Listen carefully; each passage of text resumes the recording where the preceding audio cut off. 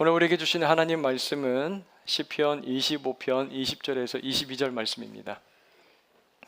시편 25편 20절에서 22절, 제가 가지고 있는 성경 구약 819면에 있습니다. 살아계신 하나님 말씀을 봉독합니다. 내 영혼을 지켜 나를 구원하소서. 내가 주께 피하오니 수치를 당하지 않게 하소서. 내가 주를 바라오니 성실과 정직으로 나를 보호하소서. 하나님이여, 이스라엘을 그 모든 환난에서 속량하소서. 아멘. 우리가 잠깐의 인생을 살지만 그 인생을 뒤돌아보면 얼굴이 화끈거리는 그런 부끄러운 일들이 생각날 때가 있어요. 제가 이제 초등학교 1학년 때였던 걸로 기억을 하는데, 선생님이 학급 앞에 나와서 친구들에게 그 예수님에 대해서 좀 소개를 해봐라. 목사님 아들이니까. 그래서 제가 반 앞에 나가서 뭐라고 했는지 아세요? 친구들, 예수님은 미국 베들레헴에서 태어났어요. 크리스마스가 미국에서 큰 명절이다 보니까 예수님이 미국에서 태어난 줄 알고 그렇게 이제 착각해서 제가 미국 베들레헴에서 태어났다고 예수님 그렇게 얘기를 한 거예요. 지금 생각해도 얼마나 창피한지 모르겠어요. 목사들이 교육을 잘 받았어야 되는데 엉뚱하게 그렇게 얘기를 해서 과거의 여러 기억들, 내가 왜 그렇게 그때 어리석었지, 미련하게 그런 선택만 하지 않았으면 오늘 훨씬 더 나은 모습으로 살고 있을 텐데, 내가 그때 그 사람의 이야기를 듣지 말았어야 됐는데, 후회스러운 모습들이 떠오를 때가 있습니다. 그러면 실패는 성공의 어머니라고 하는데, 아무리 이 실패를 통해서 뭔가를 배운다 할지라도 우리의 삶에 자꾸 실패가 찾아오면 좋아할 사람이 어디 있겠어요? 실패 찾아오면 그 반길 사람 많지 않습니다. 실패도 감당할 실력이 있어야 받아들일 수 있다라고 생각을 했던 적이 있는 것 같아요. 삼배지치라는 사자성어가 있는데, 3번 싸워서 3번 다 패한다 라는 뜻입니다. 열심히 3번을 싸웠는데 3번 다 지게 되면 얼마나 민망하고 창피한 일이에요, 여러분. 제가 초등학교 때 몸이 등치가 이제 큰 편이어서 운동회 때 반 대표로 항상 나가는 종목이 있었는데, 씨름을 나갔습니다. 씨름을 제가 이제 늘상 나갔는데 결승까지 올라갔어요. 다 이기고.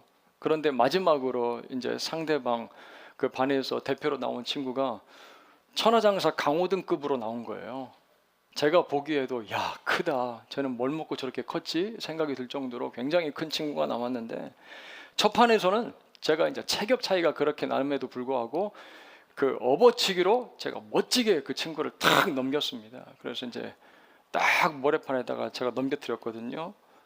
그러고 나서 얼마나 좋았는지 두 손을 번쩍 들고요, 마치 다 이긴 것처럼 포효를 했습니다. 으아! 다 이긴 것처럼 얼마나 좋아 소리를 질렀는지 몰라요.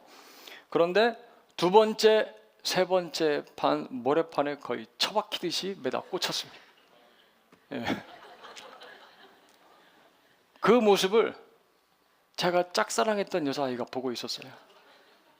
너무 좋아하던 여자친구가 그 모습을 보고 있었는데 눈이 탁 마주쳐서 얼마나 창피한지 제가 바로 도망쳤습니다.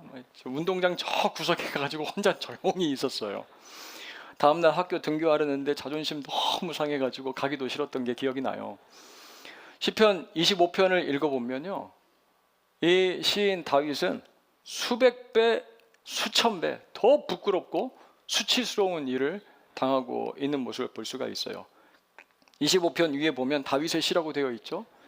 이 시를 지은 시기가 인생을 많이 경험을 하고 지긋한 나이가 들었을 때라고 해요. 그래서인지 그가 젊었을 때 지었던 실수했던 여러 가지 회개도 들을 수가 있고, 그가 경험했던 여러 인생의 굴곡들, 그 모습도 회상도 엿볼 수가 있습니다. 어떤 해석은 다윗이 이 시를 지은 때가 그가 사랑하던 압살롬 때문에 자기가 살던 궁전에서 쫓겨나고, 그리고 또 부끄러움을 당할 때 지었다라고 그렇게 이야기를 해요. 그렇게 이 시편을 읽어보면 그러한 맥락을 가지고 이 시편을 읽으면 우리의 눈에 들어오는 다윗의 초상화는 어떤 모습입니까? 다윗이 어떤 모습으로 우리 눈에 비춰져요? 사자와 곰을 따라가서 때려잡고 빼앗긴 양을 되찾아오는 모습 보이질 않아요. 물맷돌 한 방으로 거인 골리앗을 쓰러뜨린 용맹스러운 청년 다윗의 모습, 그리고 그의 칼을 빼앗아 하늘 높이 지켜 올린 그 모습 우리가 찾아볼 수가 없어요. 오늘 말씀에서 우리가 만나게 되는 다윗은 자기 아들에게 배신당하고 쫓기는 나약한 지도자, 그리고 무기력하게 자기의 인생을 돌아보고 있는 한 초라한 노인의 모습처럼 보이는 겁니다. 이 시편을 깊이 묵상을 하다 보면요, 우리의 자신들의 모습, 마치 우리의 자화상을 보는 것처럼 느껴집니다. 그리스도인으로서 하루하루를 정직하게 진실하게 몸부림치면서 한번 살아보려고 하는데 내가 왜 이런 어려움을 당해야만 하는지 도저히 이해되지 않을 때가 있어요. 나를 사랑하시고 나를 잘 아신다고 하는데, 그 하나님이 나와 함께 하신다고 약속까지 해주시는데 자꾸 억울하고 창피했던 옛 기억들이 생각이 나기도 하고요, 다윗처럼 부끄럽고 초라하고 억울한 상황을 지나가기도 합니다. 그런 나의 어려움을 지켜보고 있는 주위 사람들은 우리에게 뭐라고 이야기를 해요? 그래, 하나님 믿어봐야 별 소용없구만, 하나님이 지켜주긴 뭘, 조롱하기까지 해요. 그런 상황 앞에서 시편 25편을 지어서 노래하고 있는 다윗은 자신의 심정을 어떻게 합니까? 하나님께 다 쏟아내놓고 있어요. 하나님 앞에 다 토해내면서 슬픈 노래 애가를 부르고 있다라는 말씀이에요. 자, 그런데 이 모습이요, 참 신기하게도 우리 귀에 막 애처롭고 짜증스럽게 들리질 않고요, 위안을 가져다 줍니다. 마음 가운데 알 수 없는 평안을 가져다 줘요. 여러분, 우리는요, 하나님 앞에서 나의 마음을 솔직하게 다윗처럼 다 꺼내놓고 토해낼 수가 있어요. 왜 그렇습니까? 하나님만큼 우리 자신을 잘 알고 있는 분이 없기 때문에 그래요. 우리의 속마음, 우리의 연약함도, 우리의 부족함 가장 잘 이해하시고 위로하실 수 있는 분이 누구이기 때문에 그렇습니까? 하나님이기 때문에 그래요. 여러분, 이 사실을 믿으시기를 바랍니다. 우리가 다 토해놓고 하나님 앞에 다 꺼낼 수 있는 이유는 하나님이 우리를 그 누구보다 잘 알고 계시기 때문에 그래요. 우리가 잘 아는 사무엘의 어머니 한나, 자기를 격동케 하는 분인나의 말 때문에 마음의 상처를 얼마나 많이 받고 눈물을 흘리고 슬퍼하고 억울하고 화가 나서 견딜 수가 없을 때 어디로 갑니까? 성전을 올라가요. 성전에 올라가서 어떻게 합니까? 사무엘상 1장 15절을 가서 보면 여호와 앞에 어떻게 했다고요? 내 심정을 통하였다. 내 심정을 통하였다라고 그렇게 기록이 되어 있어요. 여기서 통하다라는 표현은 샤파크입니다.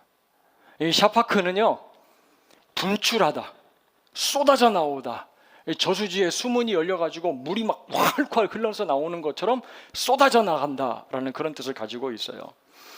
오늘 우리의 마음을 아프게 하고 또 상처가 마음 가운데 자리 잡고 있고 무너지게 하는 상황들, 문제들, 그러한 기억들이 있다면 말씀을 들을 때 여러분들의 마음을 하나님 앞에 샤파크 다 쏟아내길 바랍니다. 다 쏟아내세요.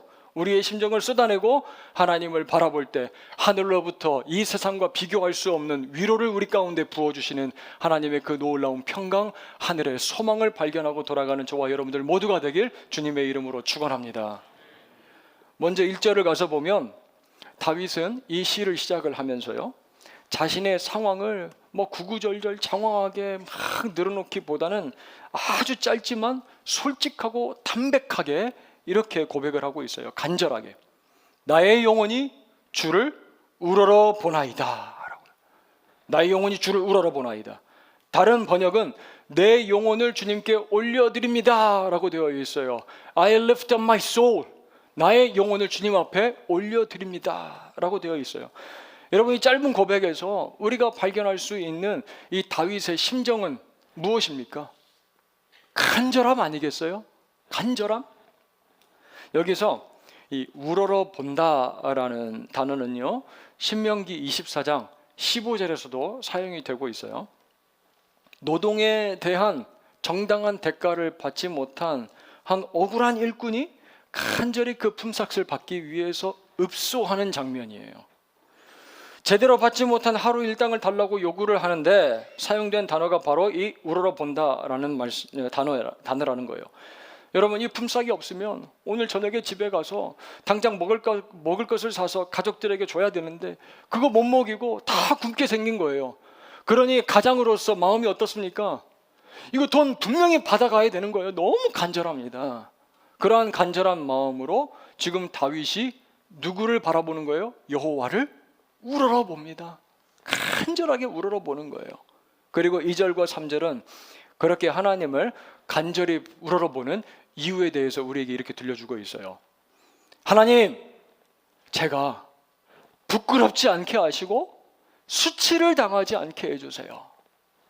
여러분, 이 시인이 다윗이 당하고 있는 수치가 얼마나 대단하길래 이렇게까지 간절하게 구하는 것일까 궁금할 수도 있어요.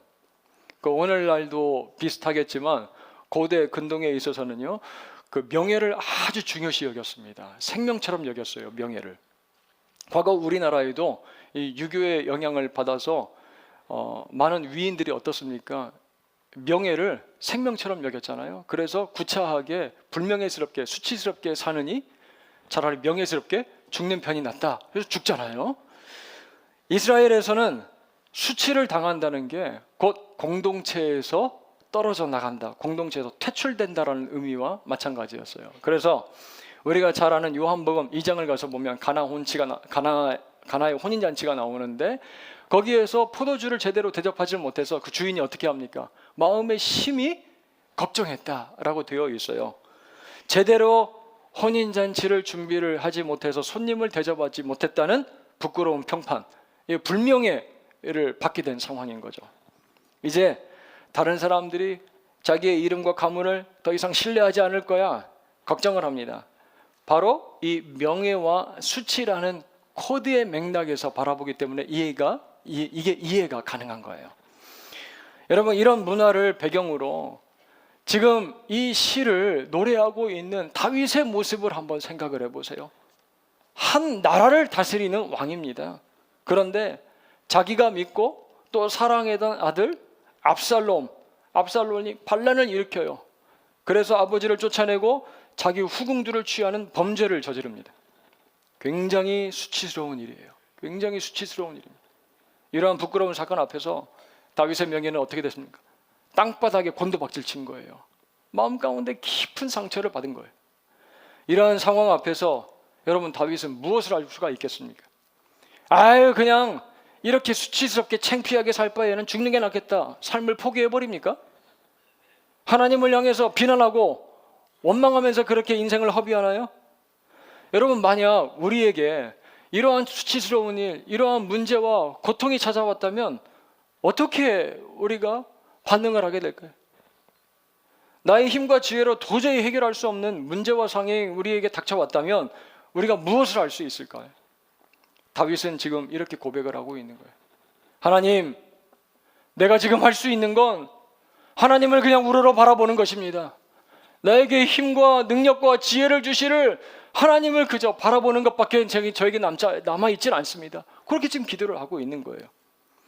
사람들은요, 수치를 당해서 고통을 당하는 나를 향해 비웃고 그 이유를 찾으려고 수근거립니다. 믿었던 친구들이 찾아와서 욥과 같이 나 하나님의 심판을 받아서 그러는 거예요. 하나님 앞에 큰 죄를 저질렀구만, 그렇게 정죄할지도 몰라요. 하지만 아무것도 할 수 없을 것 같을 때 오늘 시편 25편은 우리가 무엇을 할 수 있는지 보여주는 것 아니겠습니까? 바로 주를 바라보면서 우러러 바라보면서 기도하는 거예요. 우러러 바라보면서 기도하는 거예요. 기도는 우리의 안시 빛으로 인도하리. 앞이 캄캄할 때 기도 잊지 마시오. 우리의 삶에 앞이 캄캄한 것 같은 상황들이 찾아올 때가 있습니다. 하지만 그때 아무것도 할 수 없을 것처럼 생각되는 그때 우리가 바라볼 수 있는 분, 그 하나님을 향하여 우리의 눈을 올려서 그 하나님을 우러러 바라보며 하나님께서 주실 놀라운 위로와 하늘의 평강과 소망을 기대할 수 있는 저와 여러분들 모두가 되길 주님의 이름으로 축원합니다. 기도하는 거예요. 이제 우리는 이렇게 간절히 하나님을 우러러 바라보고 있는 다윗의 구체적인 목적이 무엇인지를 4절에서 7절 가보면 찾아볼 수가 있어요. 4절에서 주의 도를 보이시고 주님의 길을 내게 가르쳐 주세요 라고 그렇게 소원하는 다윗의 음성을 들을 수가 있습니다. 시편과 잠언뿐만 아니라 구약 성경을 이것저것 찾아보면 주의 도와 주의 길은 한 세트처럼 같이 따라다니는 모습을 볼 수가 있어요. 주의 길과 그리고 주의 도. 시대가 참 많이 좋아졌죠. 그래서 모르는 길을 가더라도요, 뭐하고 뭐만 있으면 우리 그 길 안심하게 다 찾아서 돌아다닐 수 있습니까? 스마트폰하고 스마트폰이 뭐하고 연결되어 있어야 돼요? 통신, 와이파이가 잘 연결이 되어 있으면 어디든 가도 이제 근심이 없어요. 그런데 이제 제가 예전 가족과 함께 그 여행을 갔을 때 목적지를 잘못 설정을 했는지 이게 산골짜기 어디로 막 들어가라고 그러는 거예요. 그래서 이제 운전을 하면서 울퉁불퉁 비포장도로로 들어갔습니다. 가다가 이게 분명히 뭔가가 잘못됐는데 라고 생각을 하고요, 다시 목적지를 맞추려고 하는데 뭐가 끊어졌어요? 신호가 끊어진 거예요. 야, 여기서 도대체 어떻게 나가야 되나 이제 기억을 막 더듬으면서 안간힘을 써가지고요, 잘 이제 왔던 길로 빠져나갔습니다. 엄청 고생했어요. 시간도 엄청 걸리고요, 시간 엄청 소비를 한 거죠. 그리고 아내와 딸에게서 목사님이 바른 길로 잘 인도해야지 엉뚱한 곳으로 인도하면 큰일이 난다, 목회 그렇게 하면 성도들이 고생한다, 이런 원성도 듣고요, 제가 엉뚱한 길 들어갔다가 그때 제가 얻은 한 가지 교훈이 있는데, 길이라고 다 좋은 길이 아니라 목적지가 바라야 좋은 길이다 라는 교훈을 깨달았어요. 길이라고 다 좋은 게 아니라 목적지가 올바라야 좋은 길인 거예요. 다윗은 지금 한 가지 확실하게 아는 게 있습니다. 올바른 목적지로 인도해 주시는 분이 누구라는 사실? 하나님이라는 사실을 분명히 알고 있는 거예요. 수치에서 벗어나 명예를 회복하는 길은 여호와 하나님께만 있다라는 사실을 잘 알고 있어요. 때문에 5절 말씀을 보시길 바랍니다. 주의 진리로 나를 지도하시고 교훈하시는 구원의 하나님을 내가 종일 어떻게 합니까? 기다립니다 라는 거예요. 기다립니다. 나의 어려움과 문제를 해결해 주실 수 있는 분은 오직 하나님밖에 없습니다. 때문에 포기하지 않고 하루 종일이라도 내가 하나님의 음성을 기다리겠습니다 라는 거예요. 여러분, 요즘 맛집들도 많잖아요. 그 맛집에 가서 음식 먹으려고 오픈런도 하는데 1시간, 2시간씩 기다려서 그 안에 들어가서 먹을 거 먹잖아요. 야, 인내심도 강해요. 2시간씩 기다리면서 추운데 벌벌 떨면서 그 안에 들어가서 먹으려고 하는 모습 보면, 그리고 스마트폰처럼 새로운 제품이나 뭐 명품 한정판 있다고 그러면 어떻게 해요? 전날 그 숍 앞에 가가지고 텐트 치고 자더라고요. 그거 사려고. 야, 대단하다 열정이. 사랑하는 성도 여러분, 우리에게 해결할 수 없는 문제들이 있고 부끄러움이 있고 수치스러운 여러 가지 실수가 있다면 그것 해결해 주실 수 있는 하나님 앞에 나와 토해내고 기도하고 주님 만나는 은혜 경험하길 주님의 이름으로 축원합니다. 짐이라도 싸서 기도원 올라가서 기도해야 되고 하나님의 전에 나와서 통곡하면서 기도를 해야 해결이 있다라는 말씀이에요. 여러분들, 하나님 만나고 기도 가운데 놀라운 해결을 경험하는 주의 백성 성도들이 다 되시길 주님의 이름으로 축원합니다. 그래서 살아가는 삶의 자리에서 우리에게 길을 보여주시고 가야 될 방향을 가르쳐 주시는 하나님의 음성을 날마다 생중계, 그 음성을 들을 수 있는 저와 여러분들 모두가 되길 다시 한번 주님의 이름으로 축원합니다. 그렇게 주의 도와 길을 가르치시고 보여주소서 소원하는 시인에게, 다윗에게 하나님은 이제 어떻게 응답하세요? 12절 말씀을 보세요. 우리에게 선택해야 될 길을 어떻게 하신다고? 가르쳐 주신대요. 어디로 가야 될지 선택할 그 길을 가르쳐 주신대요. 그리고 10절 말씀 가서 보니까 하나님께서 가르쳐 주시는 그 길이 언약과 증거를 지키는 자에게 인자와 진리라고 말씀을 하고 있습니다. 그 길이 인자와 진리래요. 여기서 인자는 우리가 잘 알고 있는 히브리어 단어 헤세드입니다. 헤세드. 자비와 사랑이라는 뜻을 가지고 있어요. 그리고 진리는 에메트인데 변하지 않는 한결같은 이라는 뜻을 가지고 있습니다. 절망적인 순간입니다. 해결할 수 없는 문제가 닥쳐왔어요. 부끄러움과 수치 앞에서 다윗은 지금 하나님 앞에 나아가 간절히 이렇게 부르짖고 있는 거예요. 그 자리를 떠나지 않고 여호와여, 나의 영혼이 주를 우러러봅니다. 나에게 이 수치와 어려움 가운데서 빠져나갈 수 있는 길을 가르쳐 주세요. 주님께서 가르쳐 주시기 전까지는 제가 이 자리를 떠나지 않겠습니다. 그때 포기하지 않는 헤세드, 인자와 사랑의 길, 그리고 신실하고 변하지 않는 진리의 길을 하나님께서 그의 인생 가운데 대로와 같이 활짝 열어주신다라고 말씀을 하시는 겁니다. 사랑하는 여러분, 하나님 앞에 나와 여러 문제들로, 마음의 고통들로 여러분들 기도하고 부르짖을 때 하나님께서 여러분들의 삶 가운데도 이 인자와 진리의 길을 대로와 같이 열어주시길 간절히 소원합니다. 그 대로를 여러분들 경험하면서 살았으면 좋겠어요. 하나님이 들려주시는 그 음성은요, 우리가 가지고 있는 스마트폰처럼 신호가 약해서 잡히지 않습니다. 통신이 끊어졌습니다. 그래서 더 이상 길을 알려줄 수 없다라고 말하지 않아요. 우리를 멸망과 죄악의 구렁텅이로 떨어뜨리거나 엉뚱한 길로 우리를 인도하지도 않아요. 간절히 주를 바라고 기도하는 사람들에게 하나님께서는 분명히 은혜를 주십니다. 분명히 은혜를 주시는데 바로 하나님이 만드신 그 인자와 진리의 길을 걸어가는 기쁨, 그 놀라운 은혜를 주신다라는 거예요. 그 길 위에 있는 써 있는 표지판을 딱 보니까 그 길 이름이 이렇게 되어 있어요. 인자와 진리, 사랑과 약속. 사랑과 약속이라는 길로 걸어가게 하신다라는 말씀이에요. 이 시를 기록하고 있는 다윗은요, 얼마든지 자기의 파란만장한 인생의 경험 스토리들을 들려줄 수 있는 사람입니다.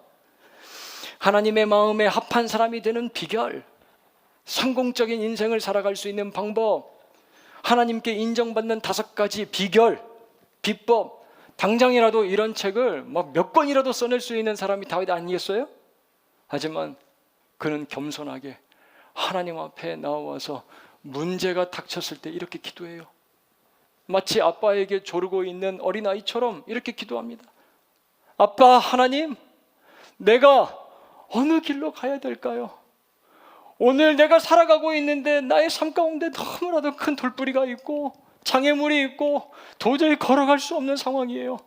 하나님, 내가 마땅히 걸어가야 될 그 길을 보여주시고 그 길을 걷게 해주세요 라고 기도하고 있다라는 말씀입니다.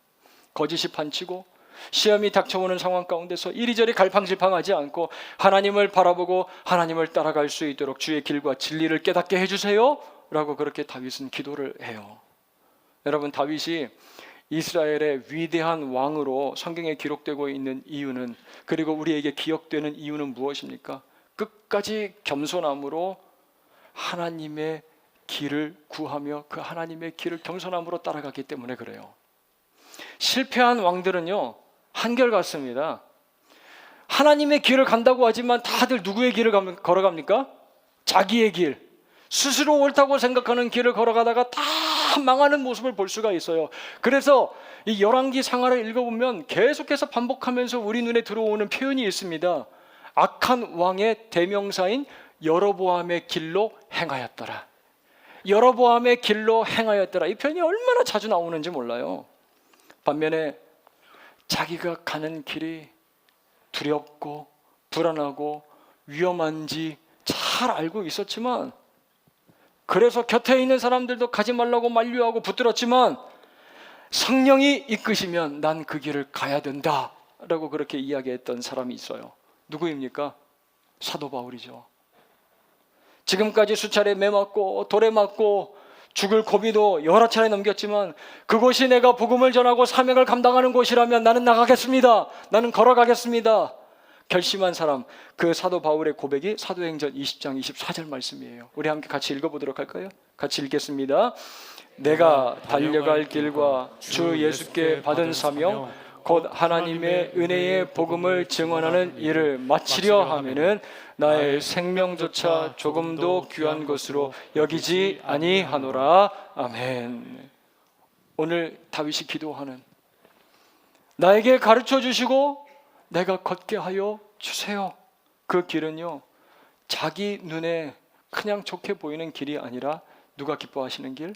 하나님께서 기뻐하시는 길입니다, 여러분. 비록 머리는 점점 휘어져 가고 시력도 떨어지고 옛날의 근육질의 몸매도 점점 사라지고요, 체력도 떨어지고, 하지만 그의 마음 안에서 열정적으로 강하게 불타오르는 그 마음 중심이 있어요. 그 마음 중심 가운데 자리 잡고 있는 것이 있습니다. 소원이 있는데 그것이 무엇이에요? 주님, 내가 비록 살 날이 얼마 남지 않았지만 내가 주님 만날 그날까지 주님 원하시고 기뻐하시는 그 길을 걸어가게 하여 주시옵소서. 내가 그 길로 걸어갔으면 좋겠습니다. 그 열정과 소원이 날마다 그 마음 중심 가운데서 강하게 불타오랐다는 말씀이에요. 사랑하는 여러분, 여러분의 마음 가운데도 이 열정이 불타오르길 간절히 소원해요.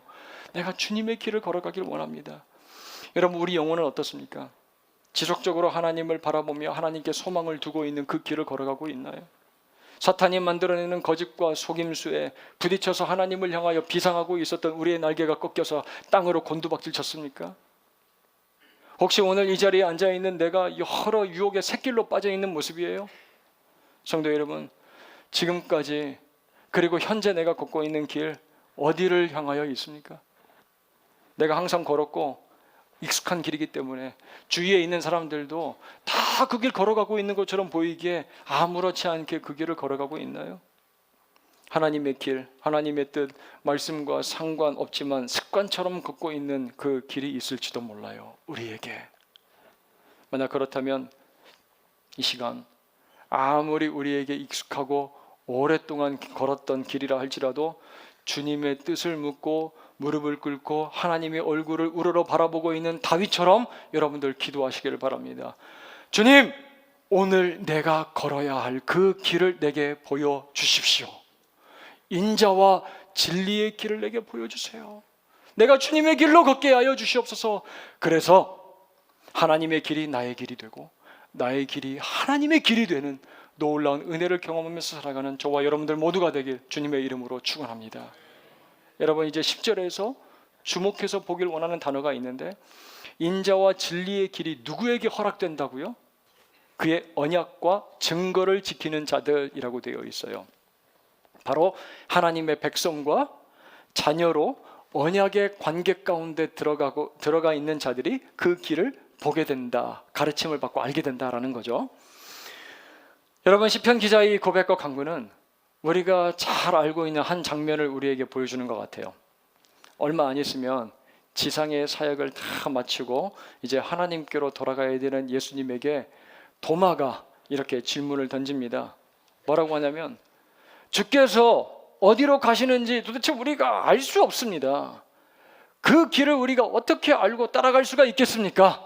라는 질문을 던져요. 그때 예수님께서 뭐라고 대답하시는지 요한복음 14장 6절 같이 한번 읽어보도록 하겠습니다. 같이 읽습니다. 내가 곧 길이요 진리요 생명이니 나로 말미암지 않고는 아버지께로 올 자가 없느니라. 아멘. 예수님께서 자기 자신을 어떻게 부르고 계세요? 나는 길이요 진리요 생명이다 라고 말씀을 하십니다. 여러분, 시편 25편을 시작을 하면서 다윗은 이렇게 슬픈 노래로 탄식하며 간구했어요. 하나님, 내가 수치를 당하지 않게, 부끄러움 당하지 않게 나의 영혼이 주를 바라보고 그 길을 알기를 원합니다. 처음 설교 시작하면서 이렇게 말씀드렸잖아요. 우리 모두는 창피하고 수치스러운 기억들을 한 가지 정도는 다 가지고 있다고요. 그런데 저와 여러분 모두가 공유하고 있는 공통적인 수치스러운 일, 사건, 기억이 한 가지 있어요. 여러분, 그것이 무엇입니까? 그 수치 가운데 있었던 우리들은요, 무기력하고 아무것도 할 수 없었습니다. 그 수치를 극복하고 해결하기 위해서요. 바로 죄의 노예로, 죄의 지배 가운데 죄를 지으면서 살아가고 있었던 수치스러운 모습이에요. 내 스스로 내 인생의 주인이 되어서 내가 판단하고 내 마음대로 인생을 항해하던 그 모습, 수치스러웠던 모습들, 탐욕과 쾌락을 위해서 자기중심적으로 살아가던 모습이었어요.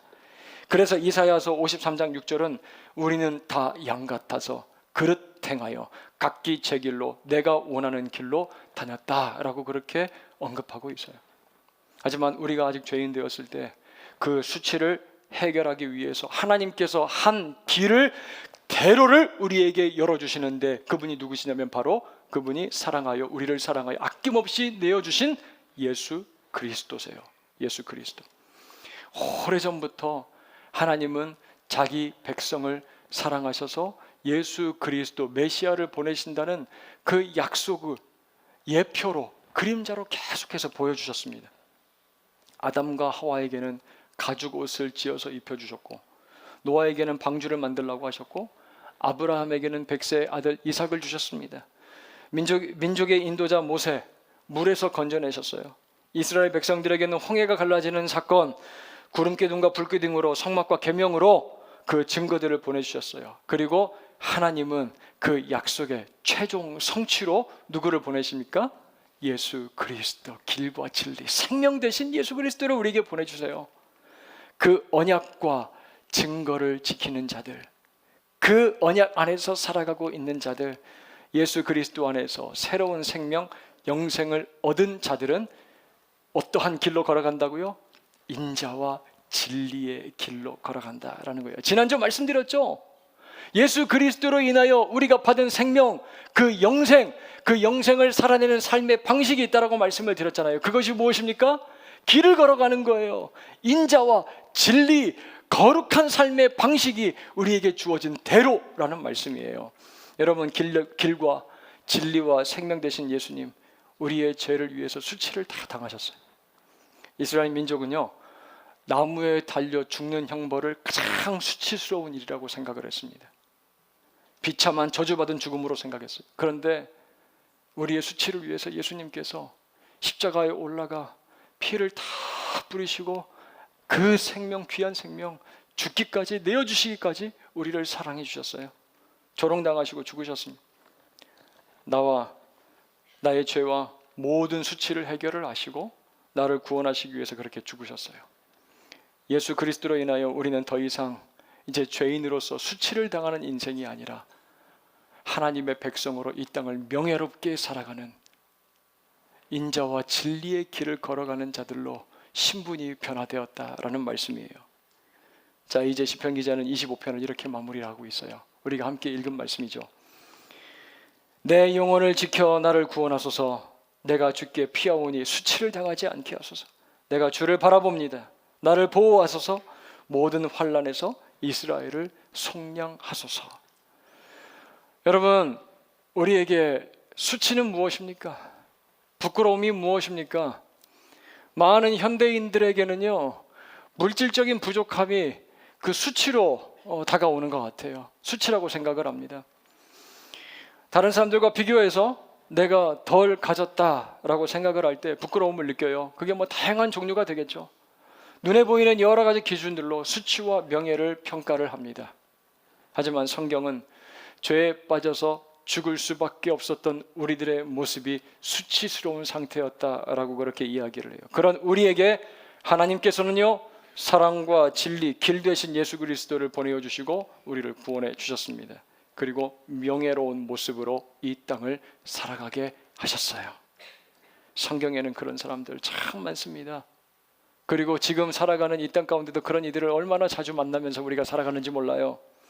형들에게 미움받고 애굽으로 팔려갔지만 가족을 구원한 요셉을 우리가 만나볼 수가 있고, 모압에서 양식 주신다는 하나님의 그 소식, 그 은혜의 소식을 듣고 영적 이스라엘 백성이 되어 예수님의 족보에 기록이 된 이방 여인 룻이 있어요. 동족에게 세금을 걷어들이면서 비방과 분노의 대상, 원수처럼 여김받던 삭개오였지만 예수님 만나고 그의 인생이 변화된 모습을 우리가 볼 수가 있죠. 예수 믿는 사람들 박해하고 죽이기 위해서 열심이었지만 담메색 도상에서 예수님을 만나고 복음의 전달자로 살아가는 사도 바울의 변화된 모습을 우리가 또 만날 수가 있어요. 다들 수치에서 명예로운 모습으로 변화된 모습들 아니겠어요? 그 외에도 얼마나 많은 사람들이 예수님 만나서 수치에서 명예로운 삶, 그 삶으로 바뀌었는지 허다한 증인들을 우리는 성경 가운데서 많이 만날 수가 있는 것 아니겠습니까? 오늘 우리는 무엇으로 부끄러워하고 있습니까? 무엇으로 수치를 느끼고 있습니까? 다시 한번 영원한 수치에서 우리를 속량하셔서 생명의 길을 걷게 하신 예수 그리스도 그분을 우러러 바라볼 수 있는 저와 여러분들 모두가 되길 주님의 이름으로 축원합니다. 그래서 우리가 변화된 그 명예로운 모습을 기뻐하며 하나님의 백성으로 구원의 길을 날마다 걸어갈 수 있는 우리 새 안의 모든 믿음의 지체들 되길 주님의 이름으로 축원합니다.